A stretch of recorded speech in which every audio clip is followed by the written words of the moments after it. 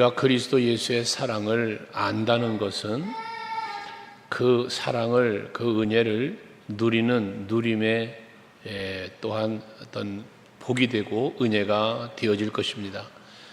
우리가 그리스도의 사랑을 알지 못하면 은혜를 알지 못하게 되는 거고, 그 은혜와 사랑을 알지 못하면 결과적으로는 누림이 사라지는 거잖아요. 그래서 우리가 신앙생활하면서 가장 기본적으로 알아야 될 것은 그리스도 예수의 십자가의 사랑입니다. 그래서 그 그리스도 예수의 십자가 사랑을 우리는 복음이라고도 말하고 있는 것이죠. 사도 바울이, 또한 오늘 이 서신을 기록한 사도 요한도 그리스도의 사랑을 너무나 깊이 체험한 사람들 아닙니까? 그 사랑을 경험했기 때문에, 그 사랑을 알기 때문에 그들은 그 은혜를 누릴 뿐만 아니라 또한 많은 사람 앞에 그 사랑을 권하며 살 수도 있게 되어졌다는 사실이죠. 오늘 이 시간 예배하는 여러분들도 하나님의 사랑을 깊이 알아야 할 줄 압니다. 오늘 본문 1절에 보면 보라, 아버지께서 어떠한 사랑을 우리에게 베푸사 하나님의 자녀라 일컬음을 받게 하셨는가. 어떠한 사랑을 우리에게 베풀어 주셨는가. 그게 바로 예수 십자가 사랑. 빌립보서 2장에 잘 표현되어 있잖아요. 본체 하나님이신데 하나님과 동등됨을 취하지 아니하시고 종의 형체를 갖추어 인간의 몸을 입고 이 땅에 오셨다. 그리고 그는 뒤에도 나오지만 죄가 없으신 분인데도 불구하고 우리의 죄 때문에 대신 십자가에서 대속 제물이 되어주신 분, 바로 예수 그리스도의 사랑 아니었습니까? 그래서 어떻게 사랑하셨냐? 그것이 곧 십자가의 사랑이라는 것입니다. 우리는 그 사랑을 받은 거예요. 대속 제물의 사랑. 그래서 로마서 5장 8절도 우리는 많이들 암송하시는 것처럼 하나님께서 우리를 사랑하시기 때문에 그 사랑에 대한 확증을 어떻게 했다? 그리스도 예수의 십자가로 우리를 향한 자기 사랑을 확증하셨느니라 라고 말씀하는 것입니다. 이제 우리는 하나님의 사랑을 이렇게 받았다는 사실을 잊지 말아야 하는 것입니다. 그래서 2절에 보면 사랑하는 자들아 우리가 지금은 하나님의 자녀라 라고 말하는 거예요. 요한복음 1장 12절에서도 말씀했지만 우리는 하나님의 자녀가 되는데 그 자녀를 뭐라 해요? 권세라고 말씀하고 있습니다. 하나님의 자녀가 되는 권세를 주셨다라고 말씀하죠. 이것은 결국 무엇을 말하는 겁니까? 그리스도의 사랑은 우리를 다시 살리신 사랑이고 하나님의 자녀가 되는 권세를 주셨는데 그 권세는 결국 무엇은 권세냐? 세상을 이기고 악을 이기고 하나님의 나라를 바라보며 살아갈 수 있는 권세입니다. 이것이 바로 우리에게 주어진 은혜요 사랑이며 또한 권세라는 사실을 잊지 마셔야 합니다. 이 하나님의 자녀가 되었기 때문에 우리는 장래에 어떻게 될는지 아직 나타나지 아니하였으나 그가 나타나시면 우리가 그와 같을 줄 아는 것은 그의 참모습 그대로 볼 것이기 때문이다 라고 말합니다. 즉 그리스도께서 다시 나타나실 그때에 우리가 그 사랑 안에 살고 그 은혜 속에 사는 삶의 결과 하나님의 자녀가 된 권세를 누리며 사는 그 권세의 결과가 뭐냐? 하늘나라가 되어진다는 걸 말하는 것이에요. 그래서 3절에 주를 향하여 이 소망을 가진 자마다 그의 깨끗하신 것 같이 자기를 깨끗하게 하느니라 합니다.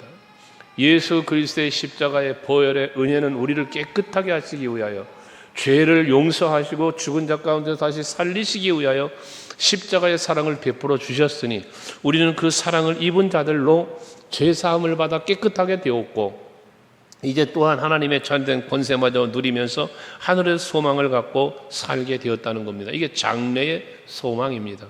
우리에게는 우리의 미래는 하나님의 나라가 되는 것입니다. 세상 사람들의 미래는 세상입니다. 그래서 오늘보다 더 나은 내일을 세상에서 살려고 노력합니다.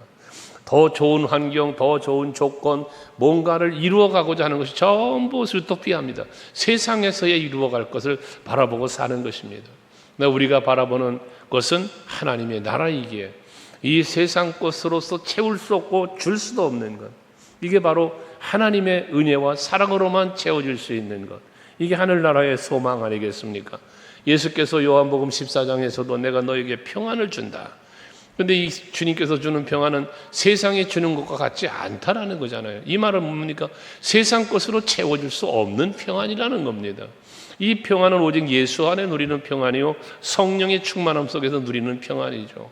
그러니까 초대교회에 많은 사도들과 성도들이 그 수많은 박해와 그 어려운 고난 속에서 핍박을 당하고 순교를 당하면서까지도 그 평안을 누린 거잖아요. 하나님의 자녀된 권세를 그게 누린 겁니다.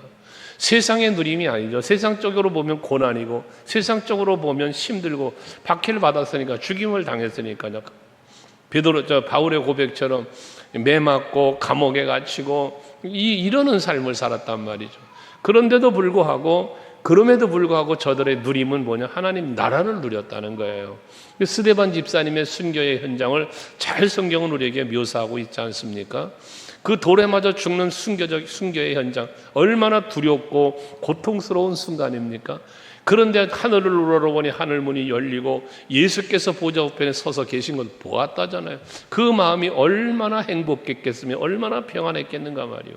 오히려 자기를 죽이려고 하는 저들의 죄를 용서해 달라고 넉넉한 마음으로 기도할 수 있는 그러한 모습이 바로 그들에게 있었던 것처럼 여러분들의 장래 소망도 내일의 기대도 하나님의 나라에 있기를 원합니다. 이러한 하나님의 자녀된 권세와 장래에 대한 분명한 소망이 있을 때에 로마서 14장 12장 14장에서 말씀하는 것처럼 너를 핍박하는 자가 있느냐 그로 인해서 축복을 해라. 그를 저주하지 말라는 거예요. 이게 바로 하나님이 우리에게 주신 은혜, 하나님의 자녀된 권세, 하늘의 소망을 갖고 사는 성도의 넉넉한 마음이 되어진다는 것입니다. 세상 사람들은 세상 것에 아주 작은 것들 때문에 다툼이 있고 시기가 있고 질투가 있고 그것 때문에 사람들을 해하기도 하는 이러한 모습을 보이잖아요. 하지만 우리는 세상의 마음이 있는 것이 아니라 하늘나라에 있기 때문에 세상 사람들과 다툴 일이 없어요. 우리의 적은 마귀 사탄이 우리의 적이 되는 것이죠. 우리는 죄와 싸우는 거예요. 악과 싸우는 것입니다. 그래서 4절 이하에 보면 죄를 짓는 자마다 불법을 행하나니 죄는 불법이다. 죄와 멀어져야 할 것을 권면하고 있는 것이에요. 왜? 예수께서 죄가 없으신 분이 뒤에 5절에 그러잖아요. 우리 죄를 없애려고 나타내신 것을 너희가 하나니 그에게는 죄가 없느니라. 죄가 없는 분이 이 땅에 오셔서 우리의 죄 때문에 자긴 죄가 없어.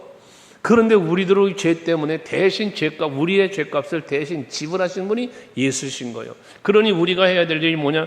이 엄청난 속죄의 은혜 십자가의 사랑을 받은 우리는 다시 죄를 범하면 안 된다는 겁니다. 로마서 6장에서 말씀하잖아요. 그리스도의 은혜와 사랑으로 우리가 죄 사함을 받았어요. 그러니 어떠한 죄든지 다 사함을 받을 것이니 그렇다고 우리가 또 죄를 범해도 되느냐? 아니라는 거잖아요. 그럴 수 없느니라. 그러면 안 된다라고 바울은 권면하고 있죠. 그렇습니다. 우리는 앞에서도 말한 것처럼 그 십자가의 은혜와 사랑을 안다면 죄와는 멀어져야 되는 겁니다. 왜? 나의 죄 때문에 예수님 십자가에 달려 죽으셨는데 내가 또다시 죄를 범한다는 것은 또다시 예수를 십자가에 못 박는 행위에 해당된다는 것입니다. 그래서 우리는 죄와는 멀어져야 한다는 거예요. 죄는 범하면 불법이 된다는 거예요. 그래서 우리가 그렇다면 죄를 범하지 않고 죄와 멀어질 수 있고 죄와 싸워 이길 수 있는 힘이 뭐냐? 바로 주 안에 머무르는 것이라는 겁니다. 6절에 그 안에 거하는 자마다 범죄하지 아니하나니라고 말하죠. 예수 안에 거하는 자는 범죄하지 않는다고 말을 해요. 여기서 예수 안에 머문다라고 하는 것은 거한다는 것은 뭘 말합니까? 그 십자가의 은혜와 사랑을 알고 그 은혜와 사랑에 감사하며 살아가는 사람을 말하는 거예요. 예수께서 나 위하여 십자가 지고 죽으셨다는 사실을 믿고 사는 것, 이게 주 안에 거하는 삶이에요. 주 안에 살아가는, 그 안에 머물러 살아가는 삶이라고 말입니다. 다른 말로 바꿔 말하면 은혜 안에 사는 삶이요 사랑 안에 사는 삶을 말한다는 것입니다. 오늘 이 시간도 예배하는 여러분, 우리는 지금 예수 안에 거하고 있습니다. 그 은혜 속에 살고 있는 겁니다. 그러니 그 은혜를 아니까 어떻게 다시 범죄 안 된단 말이에요. 그러면서 말한 것, 범죄하는 자마다 그를 보지도 못하였고 그를 알지도 못하였다라고 말하잖아요. 여러분, 우리는 예수를 보았어요. 예수를 만났어요. 예수를 경험했어요. 육체적으로 만나고 보고 이런 환상이나 꿈이나 이런 게 아니라 하나님이 주신 계시의 말씀을 통하여 우리는 하나님을 알고 예수를 알고 그 사랑을 알고 그 능력을 아는 거예요. 하기 때문에 우리는 영의 믿음의 눈을 열어 주를 바라보고 믿음의 눈을 열어 하늘나라를 바라보며 살게 되어진다는 것이죠. 그러나 이 믿음이 없는 사람은 이 은혜도 알지 못하고 사랑도 알지 못하고, 그러니 예수를 볼 수도 없고 만날 수도 없고 한이 죄를 범할 수밖에 없다는 것입니다. 오늘 우리는 예수를 믿는 사람들입니다. 무엇을 믿습니까? 나의 죄 때문에 대신 십자가 지심을 믿습니다. 그 크신 은혜와 사랑을 믿습니다. 하기 때문에 그 믿음 때문에 우리는 은혜를 누린다고 했잖아요. 그 누림의 자리에 있다 보니 어떻게 죄를 보며 그럴 수 없다는 것이죠. 그래서 7절에 자녀들아 아무도 너희를 미혹하지 못하게 해라 라고 말하자. 죄가 여러분을 미혹하지 못하게 하라는 거예요. 그게 나를 미혹하게 될 때, 미혹에 내가 넘어가면 결과적으로 죄를 범하게 되어지니까 그렇게 죄를 범하지 않기 위해서 예수 안에 거하라는 것이고, 그 안에 거하는 자마다 미혹을 당하지 않는다는 거예요. 그래서 7절에 계속 이어지는 말씀에 보면 의를 행하는 자는 그의 의로우심과 같이 의롭고, 우리가 죄의 미혹을 떠나서 그것을 물리치고 예수 안에 사는 것은 결국 예수를 따라가는 거예요. 예수를 닮아가는 거고 동행하는 삶을 사는 것이 되어진다는 것 아니겠습니까? 그 죄를 짓는 자는 마귀에게 속겠다라고 말하잖아요. 예수 안에 거하는 사람은 예수께 속한 자요, 예수 그리스도의 사랑과 은혜를 누리는 사람이고, 그러지 못하는 사람은 죄에 속한 사람인데 이건 마귀한테 속한 사람이라는 거예요. 마귀에게 붙잡혀 사는 사람이라는 거죠. 우리는 그리스도 예수의 그 엄청난 사랑을 받은 자들로서 우리는 뭐합니까? 모든 마귀의 미혹으로부터 우리를 지켜야 하고 물리쳐야 하고 죄의 유혹에 빠지지 말아야 된다는 거예요. 시편 1편 1절을 여러분에게 자주 말씀드리죠. 거기 보면 뭐합니까? 복 있는 사람은 악인들의 길을 따르지 않는다잖아요. 진정한 예수를 믿고 그 사랑을 아는 사람은 악인의 길에 넘어가지 않는단 말이에요. 따라갈 수가 없어요. 왜? 어떤 유혹을 와서 한다 할지라도 예수보다 더 소중한 게 내게 없거든. 예수보다 더 좋은 게 없어. 나에게는 예수가 최고야. 그러니까 어떤 미혹에 넘어가겠습니까? 이 세상 부귀도, 이 세상 행복도, 이 세상 명예도 바꿀 수 없네, 이런 찬송을 우리가 부르는 이유 아닙니까? 세상 자랑 다 버렸어, 세상 즐거움 다 버렸어, 오직 예수가 나의 가장 큰 기쁨이요 가장 큰 자랑이요 가장 큰 즐거움이 되어졌다는 고백 아니었습니까? 그러니까 이런 복을 받은 사람, 그리스도 예수 안에서 하나님 아버지의 엄청난 그 사랑을 받은 우리는 악인의 꾀에 넘어갈 수 없다라는 거예요. 뭐 죄인의 길에도 서지 않는다, 오만한 자리도 앉지 않는다라는 고백들을 계속하는 거 아닙니까? 우리 서강교회 성도 여러분들이 바로 그렇게 자기 자신을 지킬 수 있는 성도들이 되어야만 합니다. 그러나 우리가 그런 믿음을 갖고 있어요. 그래서 정말 예수 안에 거하고 말씀 안에 거하며 성령 충만함으로 살려고 힘을 쓰죠. 우리가 그렇다고 해서 사단이 여러분을 포기합니까? 포기하지 않습니다. 마귀는 주님 오시는 날까지 여러분을 미혹하고 여러분을 공격하면서 계속해서 여러분 마음을 빼앗으려고 하는 게 바로 마귀입니다. 그 에베소서 4장 27절 말씀에 보면 분명하게 말하잖아요. 마귀에게 뭐하라? 틈을 주지 말아라. 마귀는 우리의 틈을 찾는 게 마귀가 하는 일이요. 여러분의 마음에 조그마한 틈만 생겨도 그 틈을 비집고 들어오는 게 마귀의 미혹입니다. 내 마음에 욕심이라는 씨를 집어 던져놓고, 내 마음의 염려와 근심과 두려움에 씨를 던져놓고 그 틈을 타서 내 안에 들어와 마음속에 자리를 잡고, 그 자리를 잡은 뒤에는, 씨를 던져놓은 뒤에는, 그 마음의 생각을 집어넣은 뒤에는 그 마음 속에서 또한 마귀가 역사를 해요. 성령이 역사를 하지 못하고 마귀가 역사해서 나로 하여금 죄에 빠지고 미혹에 빠지고, 그래서 욕심 때문에 악을 행하게 만드는, 이게 바로 마귀가 하는 일인 것입니다. 오죽하면 사도 베드로는 베드로전서 5장 8절에서 근신하라 깨어라, 마귀가 어떻게 한답니까? 우는 사자같이라고 표현합니다. 마귀가 우는 사자같이 두루 다니면서 삼킬 자를 찾는답니다. 지금 우리가 성전에서 예배하고 있기 때문에 마귀는 여러분을 미혹하지 않을까요? 아닙니다. 우리가 하나님 앞에 예배를 드려도, 말씀을 들어도, 기도를 해도, 찬송을 불러도 그 순간까지도 마귀는 여러분들을 미혹하는 게 마귀입니다. 말씀을 듣지 못하게, 기도하지 못하게, 찬송하지 못하게 여러분 마음을 흔드는 거예요.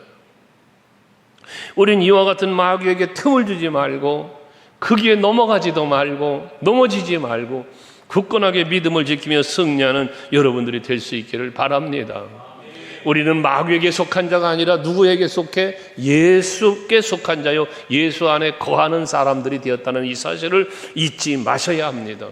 왜 우리로 하여금 예수 안에 거하게 하시는가? 8절에 보면 그렇습니다. 죄를 짓는 자는 마귀에게 속한다고 말하면서 마귀는 처음부터 범죄함이라 하나님의 아들이 나타나신 것은 마귀의 일을 멸하려 하십니다. 그러니까 예수께서 이 땅에 육신의 몸을 입고 오셔서 십자가를 지시면서 우리의 죄 문제를 해결해 주신 이유, 목적이 어디 있다고 그럽니까? 마귀의 일을 멸하려고라고 했어요. 마귀의 일이 뭐예요? 마귀의 일은 우리를 미혹하는 거예요. 우리 마음에 욕심을 놓고, 우리 마음에 불평을 놓고, 여러분 시기와 질투를 놓고, 그래서 우리로 하여금 우리 마음이 무너져 내려서 하늘을 나라를 소망하지 못하게, 하나님의 은혜와 그리스도의 사랑을 깨닫지도 못하게, 믿지 못하게, 누리지 못하게 만드는 게 마귀가 하는 일이요. 그런데 예수께서 오셔서 그 일을 뭐 한다? 멸하려 하신다. 그럼 이 일을 멸하시는 게 결과적으로 뭐라는 얘기요? 이 마귀가 하는 일을 멸하신 게 뭐냐? 그게 우리로 하여금, 마귀는 우리를 미혹해서 자꾸 마귀의 종노릇하게 만들려고 하는데, 우리에게 예수께서 그 십자가의 사랑이라는 사실을 부어주시고, 그리고 성령을 또 보내셔서 이 사실을 깨닫게 하시고 믿게 하시면서 그런 모든 마귀의 미혹에 넘어지지 않도록 하시는 일을 바로 예수께서 하셨고, 십자가로 하셨고, 이 시대 성령이 일하고 계시다는 거예요. 우리는 이와 같은 하나님의 귀한 사랑과 은혜로 우리가 날마다 나를 지켜갈 수 있도록 하기 위해서 하나님은 이 귀한 말씀도 우리에게 주신 거죠. 그래서 에베소서 6장의 11절에 보면 모든 마귀의 관계를 능히 대적하기 위해서 하나님의 전신갑주를 입으라고 바울은 말하는 거 아닙니까? 우리가 늘 하나님의 말씀 앞에 끼어 있고, 그 하나님의 말씀으로 나의 영적인 부분을 무장해 나아갈 때, 말씀을 내 삶의 현장에서 기억하며 또 생각하며 그 말씀에 순종하며 살아갈 때, 모든 마귀는 우리 곁에서 찾아오지만 한 길로 찾아왔던 마귀가 7길로 도망가는 역사가 말씀 앞에서 무너지는 거거든요. 아까 복 있는 사람 시편 1편을 말했지만, 거기 2절에 보면 복 있는 사람은 악인의 길을 따르지 않고 죄인의 길에 서지 않고 오만한 자리에 앉지 않고, 그 다음 뭐라 그래요? 오직 여호와의 율법을 즐거워하여 그의 율법을 주야로 묵상하는 자라고 그래요. 말씀만이 모든 마귀의 괴계를 능히 멸하고, 말씀이 나의 믿음과 신앙과 은혜와 사랑을 누리며 살게 하는 놀라운 능력은 말씀 안에 있다는 것을 말하고 있는 겁니다. 그래서 오늘 9절의 말씀에도 하나님께로부터 난 자마다 죄를 짓지 아니하나니 이는 하나님의 씨가 그의 속에 거함이요 그도 범죄하지 못하는 것은 하나님께로부터 났습니다라고 말합니다. 여기 하나님께로부터 난 자라고 하는 것은 하나님께 택함을 받은 자입니다. 예수께서 누구나를 위하여 죽으신 게 아니에요. 택함 받은 자를 위하여 죽으신 거예요. 그 택함 받은 자를 구원하시기 위하여 이 땅에 오셨고 십자가를 지신 겁니다. 저와 여러분이 바로 거기에 하나님께 이 난자에 해당되어져 있는 것입니다. 특별히 이 하나님의 씨라고 하는 표현을 하고 있는데, 이 하나님의 씨는 결과적으로 뭐냐? 하나님의 언약이에요. 하나님 말씀이 씨예요. 그래서 예수께서 씨 뿌리는 자의 비유를 말씀하셨잖아요. 씨 뿌리는 자가 밭에 씨를 뿌렸어요. 그런데 어떤 씨앗은 길가밭에 떨어지고, 어떤 씨는 돌짝밭에 떨어지고, 어떤 씨는 가시나무 떨기밭에 떨어지고, 어떤 씨는 좋은 땅에 떨어졌다는 거잖아요. 그래서 거기 열매가 다 길가밭이나 돌짝밭이나 가시떨기밭은 열매를 맺을 수 없지만, 좋은 땅에 떨어진 씨는 열매를 맺게 된다는 말씀을 하시는 거 아닙니까? 그러시면서 우리의 그 씨는 하나님의 말씀이요, 여러분 그 밭은 우리들의 심령이라. 그러니 우리 마음밭에 하나님의 말씀이, 여러분들 지금도 말씀이 선포될 때 여러분의 마음으로 이 말씀을 받아서 이 말씀이 내 마음속에 착상되어져서 좋은 심령 속에 뿌려져서 심겨져서 이것이 싹이 나서 30배, 60배, 100배의 결실을 맺는 순종의 삶, 열매 맺는 삶을 살아갈 것을 말씀해 준 거잖아요. 우리는 말씀으로, 이 말씀은 성령의 감동으로 기록된 말씀이니 이 씨는 성령의 감동으로 우리에게 심어지는 거고요. 그 씨가 착상되어서 아름다운 열매를 맺으려면 오늘날 우리들은 이 성령의 충만함 속에서 그 성령이 이끄시는 삶으로 살아가면서 삶의 열매를 맺는 게 곧 30배, 60배, 100배의 열매를 맺는 삶이란 말입니다. 그것이 곧 빛의 열매요, 의의 열매요. 여러분 성경에서 말하고 있는 모든 열매들이요, 성령의 열매고 되고, 뭐 여러 가지 말씀들을 하잖아, 성경에 열매에 관한. 이것이 우리들이 삶 속에서 맺어야 될 것이단 말이에요. 그래서 이 하나님의 씨가 우리 속에 있다는 거예요. 거한다는 거예요. 이 씨는 말씀이고 이 씨는 성령이기도 한 거예요. 이 씨는 예수요. 그래서 여러분 마음속에 항상 예수가 계시고 말씀이 계시고 성령이 계셔서 그 성령이 이끄시는 대로, 말씀이 이끄는 대로, 예수의 영이 이끄는 대로 우리가 살아갈 때, 그게 곧 하나님께로부터 난 자가 살아가는 하나님의 자녀된 권세를 누리는 삶을 사는 것이라는 말씀입니다. 그래서 10절에 이름으로 하나님의 자녀들과 마귀의 자녀들이 드러나나니 그랬어요. 하나님의 자녀와 마귀의 자녀가 드러나, 저 사람은 하나님의 자녀구나, 저 사람은 마귀의 자녀구나, 이게 드러난다는 거예요. 무엇으로? 내 속에 있는 것으로. 하나님의 자녀는 내 속에 뭐가 있어요? 생명에 하나님의 씨가 있어, 말씀이 있어, 예수가 있어, 성령이 있어. 그로 인하여 살아가 30배, 60배, 100배 열매를 맺는 삶을 살아. 이건 하나님의 자녀. 근데 어떤 사람은 이러한 삶이 아니라 욕심이 가득하고 시기와 질투가 가득하고 미움이 가득하여 그것을 쏟아내며 말하고 행동하며 살아가. 이건 마귀의 자녀. 보여지는 거예요. 보여지는 거예요. 여러분 간혹 그런 말씀 드렸죠. 요한복음 1장 9절에 보면 참빛으로 예수님이 이 땅에 오셨다고. 그 참빛으로 오신 예수가 내 안에 계시니, 여기를 씨로 표현했는데 그 씨로 오신 예수가 내 속에 계셔. 예수가 참빛으로 오셨는데 그 참빛이 각 사람에게 비추었다는 거예요. 그 비추어지는 빛이 내 안에 계시면 내 안에 모든 어둠의 권세가 떠나가는 거예요. 이게 어둠의 권세, 악의 영이 찾아오지만 찾아와 봐야 어둠의 권세는 다 그 빛 대신 예수 앞에 떠나가는 거다 그 말이에요. 오늘 예배하는 여러분들 모두가 다 같이 빛 대신 예수를 내 안에 계시게 하여 또 말씀의 갑옷을 입어 그 밝은 빛으로 말미암아 모든 악의 권세, 미혹의 영이 다 떠나가는, 그 물리치며 살아갈 수 있는 마귀의 자녀가 아니라 하나님의 자녀로 여러분들 드러나는 여러분들이 될 수 있기를 축복합니다. 우리는 뭐 해야 되느냐? 로마서 12장 21절 말씀에 보면 악에게 지지 말고 그래. 악에게 지지 말고 도리어 선으로 악을 이겨라. 우리 그리스도인이 가져야 할 마음이고 또 살아가는 삶의 모습인 겁니다. 악에게 지지 말라는 거예요. 아까 에베소 4장 27절에 말했지만 마귀에게 틈을 주지 말라는 것처럼 악에게 지지 말고 악의 미혹에 빠지지 말고, 그리고 도리어 그럼 악은 우리를 어떻게 이끌어낸다? 우리 악은 악으로 갚게 하는 거예요. 원수 같게 만들고 분노하게 만들고 그런 일을 마귀가 한단 말이에요. 근데 그런 마음으로 찾아오는 이 악을 넘어가지 말고 선으로 악을 이겨라. 선으로. 그래서 너를 핍박하는 자가 있느냐? 그를 축복하라. 도리어 축복을 해라. 이게 바로 하나님의 말씀이잖아요. 예수께서도 말하잖아요. 원수까지도 사랑해라. 걷어달라면 속옷까지 벗어주고. 여러분, 이게 원수까지 사랑하는 교훈이 바로 거기 있잖아요. 이게 뭐다? 하나님의 자녀라는 증거라는 거예요. 이게 나타난다는 거예요. 이게 아니 어떻게 저렇게 할 수 있어? 예수 믿는 사람이니까 저렇게 할 수 있다? 그 단계를 넘어서는 우리가 되자고 그랬죠?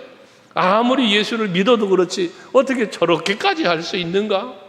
이게 바로 우리들의 신앙의 삶의 모습이어야 된다는 겁니다. 그런데 이걸 못하는 이유가 무엇 때문인가? 악을 다스리지 못하기 때문에 그러는 거예요. 죄를 다스리지 못하기 때문에 그러는 거예요. 죄의 미혹이 왔을 때, 악의 유혹이 왔을 때 이걸 다스리고 물리칠 수 있는 힘이 없는 거예요. 그게 넘어지는 거예요. 여러분, 아담과 하와가 선악과 먹지 말아라. 먹으면 반드시 죽는다 그랬잖아요. 이게 하나님 말씀이잖아요. 이 말씀으로 분명하게 무장되어 있었으면, 깨어 있었으면 마귀가 유혹할 때에 그 말씀으로 물리칠 수 있는 거죠. 안 돼. 하나님이 좀 먹지 말라 했어. 먹으면 반드시 죽는다고 그랬어. 그럼 먹으면 안 되는 거야. 해야 되는 거잖아요. 그런데 죽을 까노라 말씀으로 정확하게 깨어있지 못하고 무장되어 있지 못한 연고죠. 결국 먹고 마는 거예요. 여러분, 가인 같은 경우도 그렇죠. 가인 같은 경우도 동생 아벨을 죽인 사람이잖아, 가인이. 근데 이 가인에게 하나님이 명령을 하세요. 그 가인의 마음을 알아요. 그래서 하나님이 아벨을 죽이기 전에 가인에게 권고를 해요. 창세기 4장 7절에 나오는 말씀이잖아요. 거기 보면 가인의 마음을 아시는 하나님께서 가인에게 하시는 말씀이 뭡니까? 거기 보면 가인에게 야, 네가 선을 행하면 어찌해서 낯을 들지 못하냐 하면서 말하기를 선을 행하지 않으면 죄가 문에 엎드려 있느니라. 죄가 문 앞에 엎드려 있대요. 뭐 하면? 선을 행하지 않으면. 그러니까 죄는 우리가 악을 행하면 계속해서 악이 나를 미혹하고 있고 기다리고 있다는 거예요. 그러니까 여호와께서 가인에게 명하신 것이 뭐냐? 너는 죄가 너를 원하나? 너는 죄를 다스려라고. 죄는 가인만 아니요, 하와만이 아니요, 오늘날 여러분들에게도 죄는 여러분들을 또 미혹하고 있어. 죄는 이 죄의 유혹과 죄의 미혹을 여러분들은 어떻게 해야 되냐? 이걸 물리쳐야 돼요. 이걸 이겨야 돼요. 그 죄의 유혹에, 악의 유혹에 지지 말고 그러잖아. 거기 넘어가지 말고 물리칠 수 있는 힘이 우리에게 있어야 된다는 거예요. 근데 이걸 어떻게 물리친다? 복 있는 사람이 되어야 이걸 물리치는 거예요.